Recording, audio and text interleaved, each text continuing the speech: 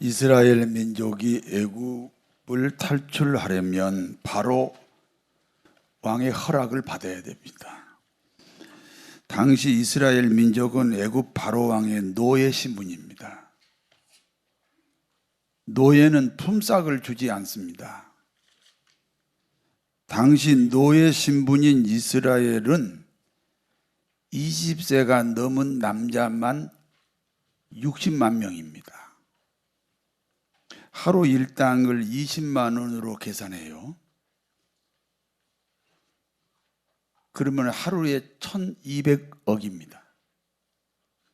그러니까 이스라엘은 바로 왕에게 하루에 1200억의 이익을 주는 거예요. 그러므로 바로 왕은 이스라엘을 해방시켜 줄 이유가 없습니다.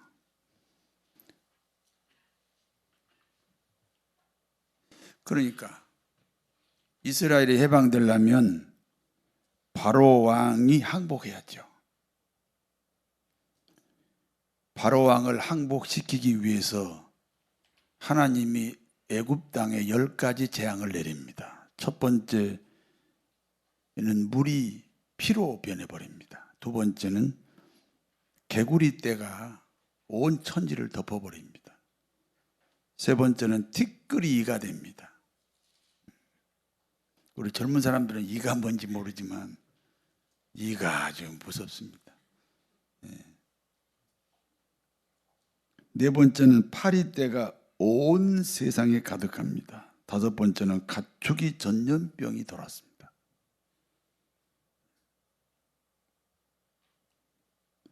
여섯 번째는 사람과 짐승에게 악성 종기가 생겼습니다.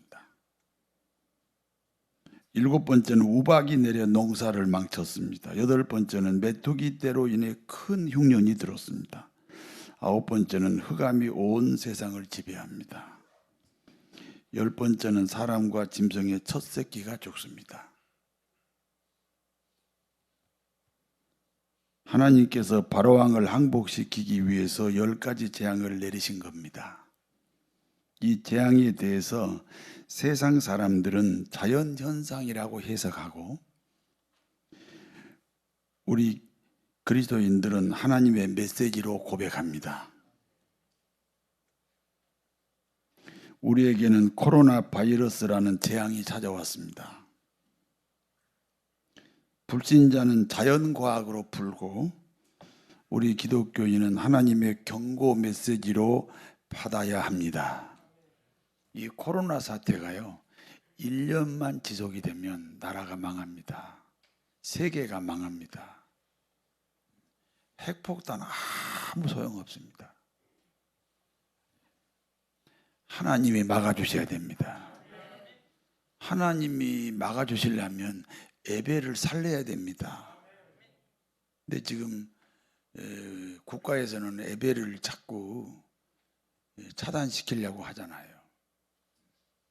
그 사람들은 몰라서 그래요. 우리는 알아요. 하나님이 막아주셔야 한다는 걸 알아요. 그래서 우리는 예배를 드려야 됩니다. 애굽 나라 바로 왕은 10가지 재앙으로 인하여 모세에게 결국 항복을 합니다. 우리에게 주어진 여러 가지 환난을 통해서 사실은 우리가 하나님께 항복해야죠. 예수 믿는 사람이라도 항복해야 됩니다. 여기 와서 마스크 쓰고 예배 드리는 것도 하나님에게 항복하는 일종의 순종인 줄로 믿습니다. 바로왕은 모세와 아론에게 이렇게 말합니다. 너희는 이스라엘 자손들을 데리고 애굽을 떠나 하나님이 원하는 장소에서 너희 하나님께 예배를 드려라. 하나님이 원하는 장소에서 주의 성전에서 너희 하나님께 예배를 드려라. 너희 모든 소유는 너희가 가져가라. 그 대신 나를 위하여 축복을 좀 빌어달라. 이 바로왕은요 사단을 상징해요. 마귀를 상징한다고. 불신자의 우두머리잖아요. 그런데 10가지 재앙을 통해서 하나님이 도와주지 않으면 우리 민족이 살아날 길이 없구나. 하나님 믿는 이스라엘 백성들에게 나를 위하여 축복을 해달라.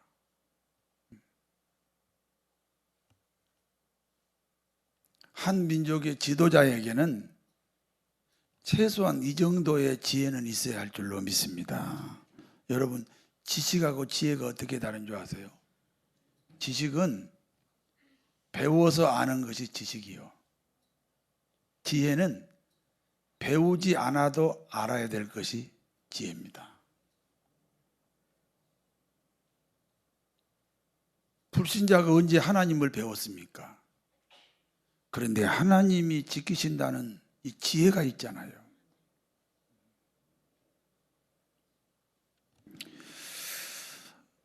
이스라엘 백성들은 바로 왕의 허락으로 말미암아 애굽을 급히 떠납니다. 발효되지 않는 빵을 준비합니다. 이스라엘이 애굽을 떠날 때 애굽 사람들이 이스라엘 백성들에게 자기들의 재산을 나누어 줬습니다. 왜냐하면 이스라엘이 머물러 있으니까 계속해서 재앙이 오잖아요. 그래 빨리 떠나라고 막 재산을 막 나누어 줬습니다. 그러므로 이스라엘은 엄청난 재물을 가지고 애굽을 떠나게 됩니다. 이스라엘은 그 재물을 가지고 광야에서 성막을 건축합니다. 하나님의 오묘한 섭리인 줄로 믿습니다. 이스라엘은 꿈에도 그리던 이제 가나안을 향해 출발을 합니다. 드디어 430년 만에 이스라엘의 꿈이 실현되는 순간입니다. 출애굽기 14장 1절에서 2절을 같이 읽습니다. 여호와께서 모세에게 말씀하여 이르시되 이스라엘 자손에게 명령하여 돌이켜 바다와 믹돌 사이에 비아하롯 앞 곧 바알스본 맞은편 바닷가에 장막을 치게 하라. 바알스본 맞은편 바닷가에 장막을 쳤다는 것은 홍해 앞에서 장막을 쳤다는 것입니다. 홍해 가보셨나요? 동해바다는 가보셨죠? 동해바다와 같습니다.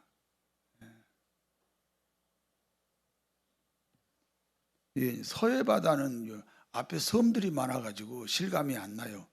동해바다를 가면요, 끝없는 지평선, 수평선이요? 하여튼 나 헷갈리네.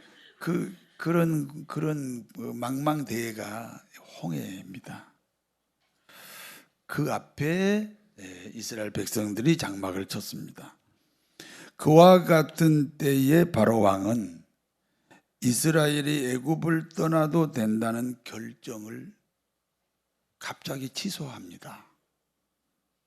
언제는 가라 그래 놓고 떠난 후에는 바로 취소를 해버립니다. 노예 민족 이스라엘은 무임금 고급 노동력이라니까요. 하루에 1200억의 이익을 주는 노동자들입니다. 아들의 죽음으로 얼떨결에 허락은 했지만 막상 이스라엘이 떠나고 나니까 너무 아까워요. 그래서 후회를 합니다.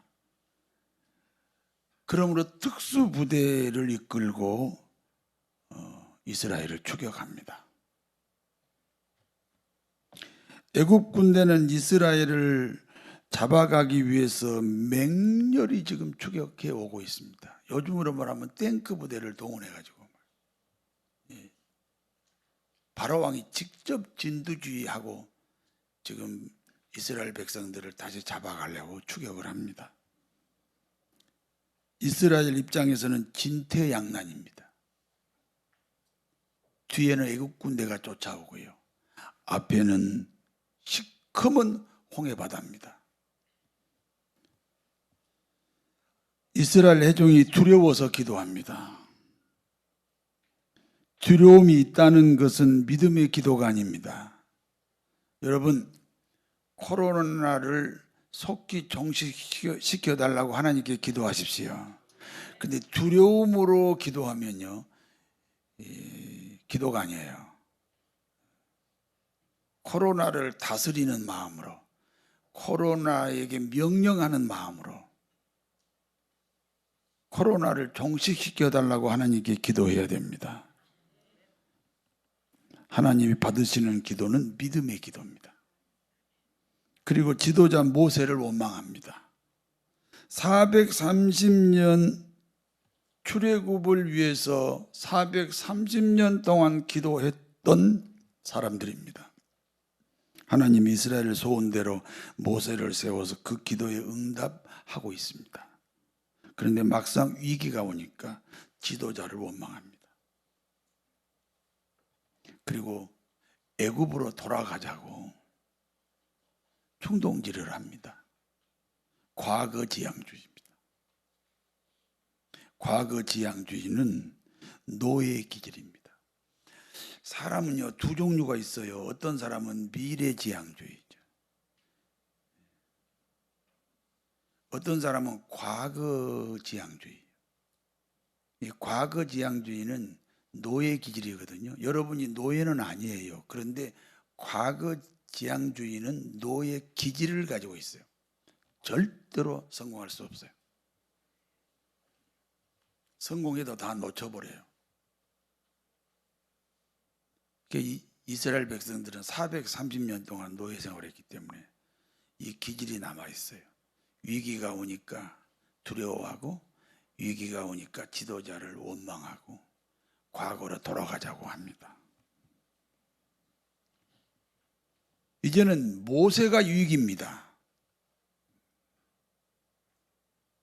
그때 모세의 태도가 어떠했는지 출애굽기 14장 13절 14절을 같이 읽겠습니다. 모세가 백성에게 이르되 너희는 두려워하지 말고 가만히 있어서 여호와께서 오늘 너희를 위하여 행하시는 구원을 보라. 너희가 오늘 본 애굽 사람을 영원히 다시 보지 아니하리라. 여호와께서 너희를 위하여 싸우시리니 너희는 가만히 있을지니라. 두려워하지 말라. 가만히 있어라.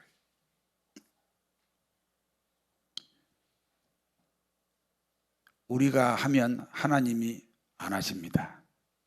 우리가 하지 않아야 하나님이 하십니다. 오늘 너희를 위하여 하나님이 행하시는 구원을 보라. 내 인생에서 하나님이 어떻게 일하시는지 너희는 구경하라는 거예요. 영화관에만 가서 영화 보지 말고 하나님이 내 인생을 어떻게 축복하시는지 구경하라요. 내 인생을 내가 구경하라. 그러기 위해서는 두려워하지 말고 가만히 있어라.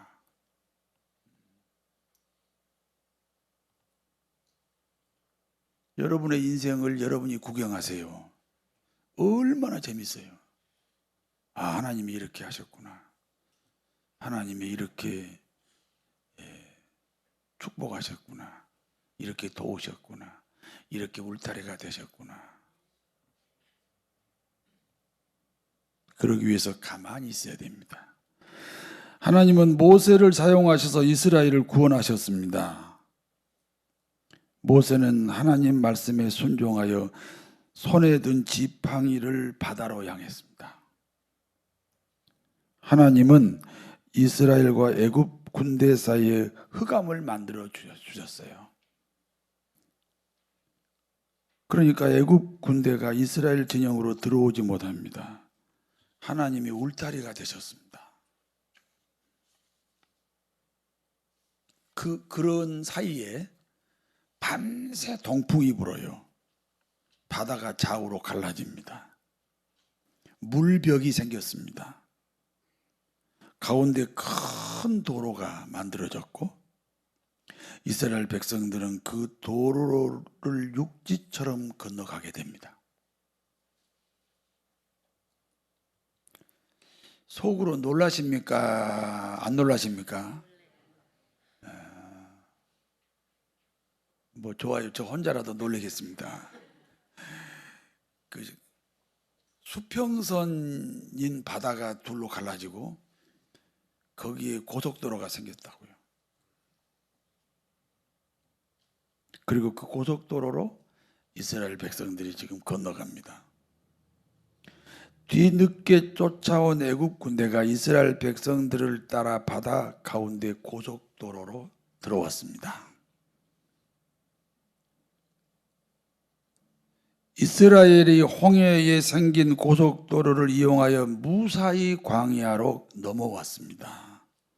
애국 군대는 아직 바다 한가운데쯤 왔습니다. 바로 그때 모세가 또 지팡이를 바다로 향합니다. 좌우의 물벽이 일시에 합하여졌습니다. 길이 물속에 잠기게 됩니다. 애국 군대는 모두 물속에 수장이 됐습니다. 더 이상 이스라엘을 추격할 수가 없습니다. 여기까지가 오늘 본문의 내용입니다. 이 내용에 대한 교훈을, 하나님의 교훈을 말씀드립니다. 이스라엘을 구원시키기 위해 홍해에 생긴 고속도로의 정체입니다. 단순한 기적이 아니고 홍해 바다에 생긴 이 고속도로가 우리에게는 어떤 의미가 있느냐 하는 것입니다.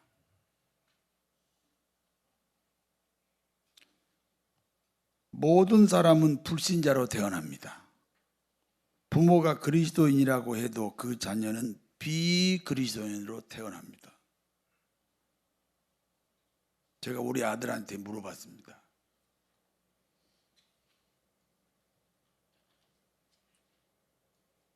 왜냐하면 우리 아들도 불신자로 태어났잖아요.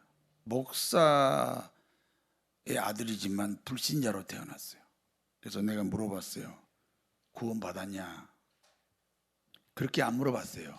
함정을 만들어서 물어봤어요. 너 불신자 적 있었냐?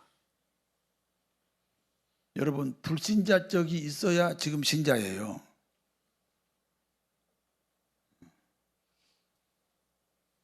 여러분, 불신자 적 있지요? 너 불신자 적 있었냐? 없다고 그러더라고. 아니, 처음에는 있었다 그러더라고. 그래서 내가 그랬어. 술 먹어봤니?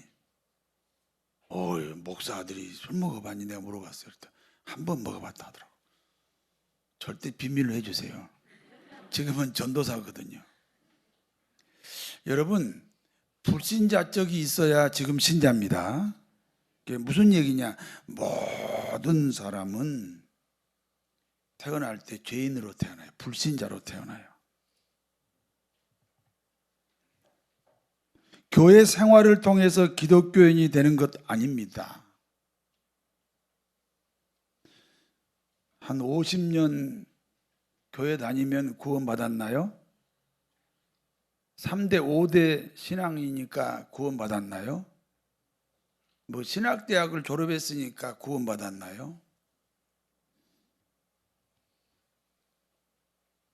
누구든지 개인적으로 예수님을 구주로 고백해야 그리스도인이 됩니다. 개인적으로 여러분 예수님을 구주로 고백하셨습니까? 자, 불신자가 사는 세계가 애굽 나라입니다. 이스라엘 백성들이 430년 동안 살았던 애굽 나라, 거기가 불신자들이 사는 곳입니다.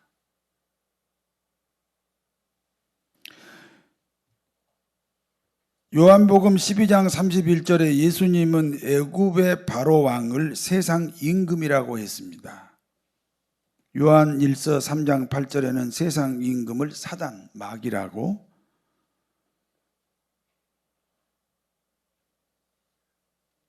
그리고 예수님의 지상에 오신 것은 그 사단 마귀를 쫓아내기 위하여 오셨다 그랬습니다.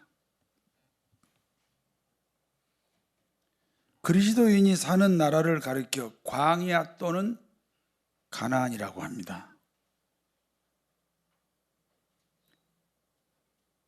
그리스도인이 사는 곳을 어디라고 그랬다고요? 광야 또는 가나안입니다. 그러면 광야는 어디입니까? 저를 보세요. 훈련이 필요한 그리스도인이 사는 곳입니다. 예수 믿으면 하나님의 나를 통치해야 되거든요. 하나님이 내 인생의 주인 돼야 돼요. 그러니까 하나님이 내 인생의 통치자고 하나님이 내 인생의 주인 되도록 훈련받는 곳이 광야입니다.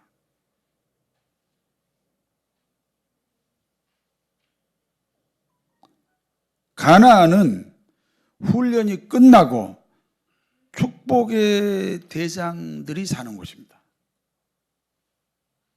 여러분이 그리스도인이라면 지금 사는 곳이 광야입니까? 가나안입니까? 대답을 못 하시네. 광야는 아직 뭐 하는 곳? 훈련 받으니까 축복의 대상이 아니요. 그러면 이제 가나안은 훈련이 끝나고 뭐 받은 사람? 축복의 대상이 사는 곳입니다. 여러분은 광야에서 사는 것 같습니까? 가나안에서 사는 것 같습니까? 그렇게 하시면 좋긴 하지. 그런데 훈련을 빨리 끝내시고 가나안으로 들어가시기 바랍니다. 어쨌든지 애굽 나라는 뭘 상징하고? 불신 세계를 상징하고, 광야 가나안은 무슨 신앙의 세계를 상징한다. 그런데 이스라엘 백성이 애굽에 살다가 광야로 넘어왔죠. 그러니까 불신자로 있다가 뭐가 된 거예요?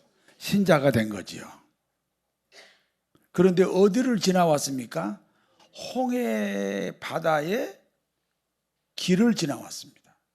자기 노력이 아니고 하나님이 만들어준 길을 통해서 광야로 왔습니다. 불신자가 신자가 되려면 누구를 통해야 되죠? 예수 그리스도. 요한복음 14장 6절에 예수께서 이르시되 내가 곧 길이요 진리요 생명이니 나로 말미암지 않고는 아버지께로 올 수가 없다. 예수님을 통하지 않고는 불신자에서 신자가 될 수가 없어요.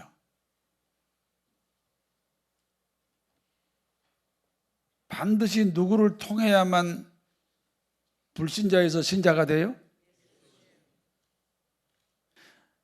아까 애굽 땅에 있던 이스라엘이 어디를 통해서 광야로 넘어왔죠? 그러니까 홍해의 길이 예수 그리스도다 그 말입니다.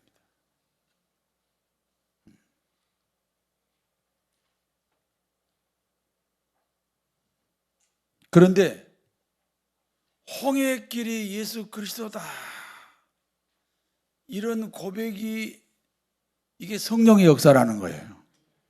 고린도전서 12장 3절에 그러므로 내가 너희에게 알리노니 하나님의 영으로 말하는 자는 누구든지 예수를 저주라 하지 아니하고 또 성령으로 아니하고는 누구든지 예수를 구주로 시인할 수 없느니라. 여러분, 애굽이 불신 세계죠. 광야는 신앙의 세계죠. 그런데 불신 세계에서 신앙의 세계로 옮길 때 홍해 바다에 생긴 고속도로를 지나왔죠. 그러니까 그 고속도로가 누구를 상징하고 있다고요? 예수님을 상징하고 있습니다. 그렇게 믿어지십니까? 그 믿음이 성령의 역사다 그 말입니다.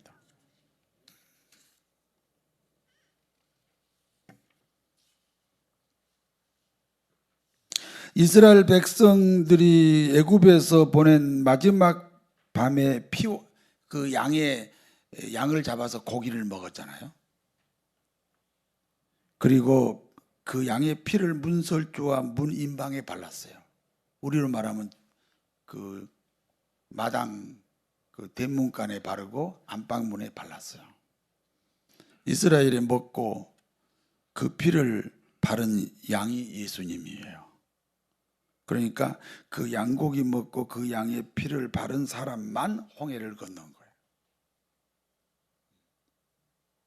비록 애굽 사람이라도 양고기를 먹고 양의 피를 문인방과 문설주에 바른 사람은 홍해를 건넜고, 비록 이스라엘 민족이라도 홍해 건너기 전날 밤에 양고기 먹지 않고 양의 피를 문설주와 인방에 바르지 않는 사람은 이스라엘이라도 홍해 못 건너요.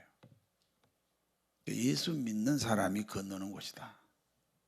그리고 그 홍해 길이 예수님을 상징하고 있다.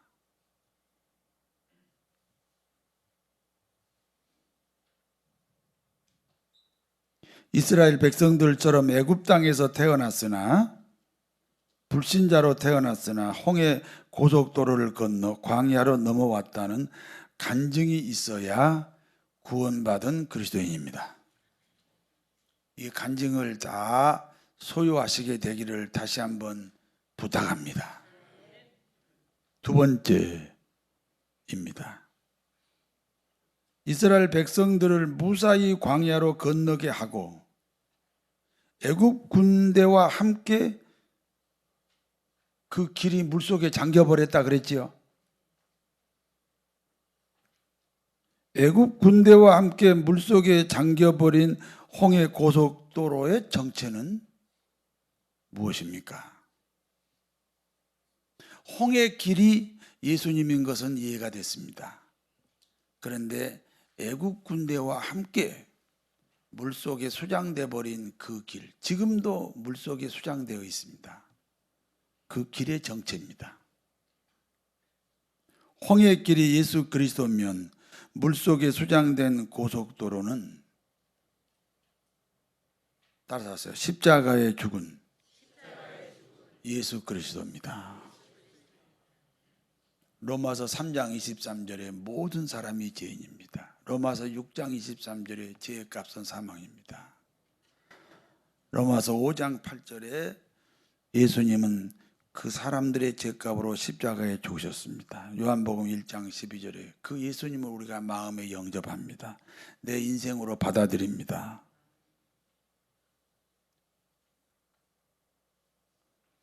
그와 같은 사실이 하나님의 은혜입니다.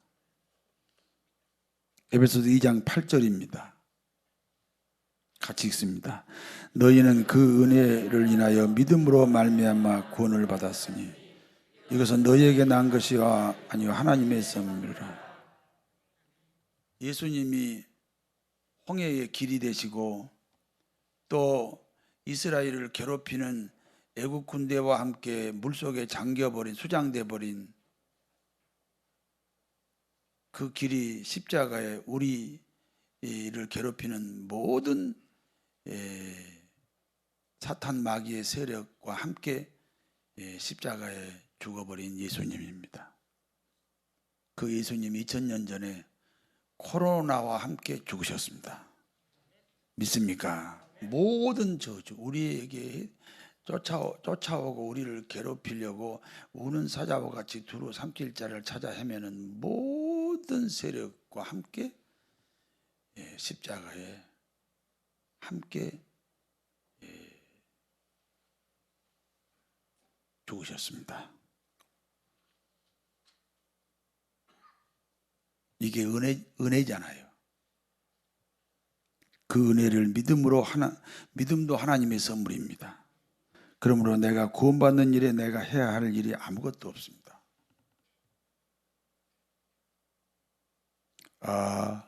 하나님의 은혜로 있을 데 없는 자 왜 구속하여 주는지 난 알 수 없도다. 내가 믿고 또 의지함은 내 모든 형편 하시는 주님 늘 주실 것을 나는 확실히 아네. 홍해에 생긴 고속도로는 예수 그리스도입니다. 이해가 되시죠? 마스크를 쓰면 훨씬 이해가 빠릅니다. 네. 왜냐? 그 고속도로가 왜 예수님이냐? 자, 애굽에 있을 때는 신자요, 불신자요? 그러면 광야로 넘어왔으면 신자요, 불신자요? 신자. 근데 우리는 어떤 경우든지 누구를 통해서만 신자가 돼요? 예수님을 통해서만. 그래서 그 홍해에 생긴 고속도로가 예수님입니다. 이스라엘을 무사히 건너가게 했습니다. 우리를 천국으로 무사히 갈 수 있도록 예수님이 길이 되셨습니다. 그리고 애국 군대와 함께 물속에 잠긴 홍해길은, 홍해 고속도로는 십자가에 죽은 예수 그리스도입니다. 우리가 살아가는 일생의 모든 저주를 그분이 다 안고 십자가에 죽었습니다. 그 은혜를 이제 누리셔야 됩니다.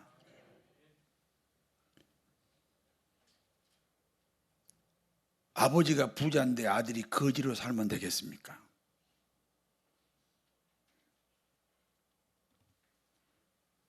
그러므로 애국 군대가 수장되었듯이 우리 그리스도인들을 괴롭히는 모든 악한 세력을 예수님의 십자가와 함께 이미 멸망을 당했습니다. 믿으십시오. 그러므로 예수님의 십자가는 그리스도인의 승리의 표적입니다. 이 은혜로 날마다 승리하시기를 진심으로 축원합니다. 하나님 아버지,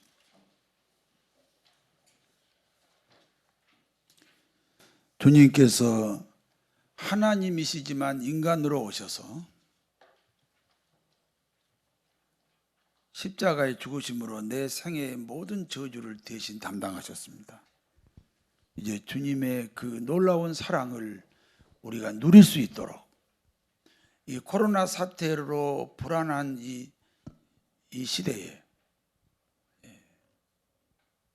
드디어 예수님을 통하여 승리하고 극복하도록 우리를 축복하여 주옵소서. 예수님 이름으로 기도하옵나이다.